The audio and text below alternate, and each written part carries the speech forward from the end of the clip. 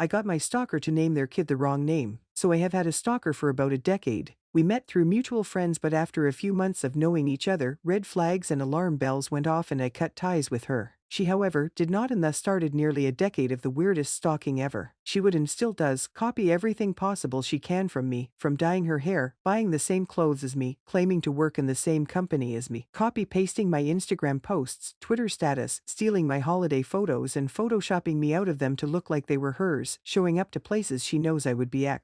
It's been really bizarre, but as she hasn't done anything physical, I was unable to get the law involved. In 2020, my husband and I got pregnant but unfortunately suffered a miscarriage. Before we lost our baby, we had put up an announcement on Facebook saying we were going to have a baby. I'm pretty good with graphic design, so I designed it myself. I was heartbroken after the miscarriage, so took it down a week after the loss. Fast forward to last September when my stalker announced her pregnancy, where, you guessed it, she used my custom announcement with just the names changed. It was wild, and more than a few people noticed how weird it was that she had kept on to the announcement for nearly 3 years just in case should she ever have a chance to use it. It was then I decided to play a little game. She knew I was very close to my grandfather that passed away. If we had had our baby and it was a boy, I had intended to name him after my grandfather. I never stated the name publicly, but saw this as an opportunity to mess with her. I posted about how I wished I could have called my baby Jack after my grandfather and how much the name meant to me. My grandfather's name is most certainly not Jack. So, as predicted, guess what name she decided to name her baby boy? That's right, Jack. She is so far unaware that Jack was a completely random name and not even close to my grandfather's name that I care about. I plan on dropping the ball that it's the wrong name in a few years when it'll be impossible for her to change it. Anyway, it's just made me laugh so hard that she would go that far and in turn named a whole other human being a random name just out of spite.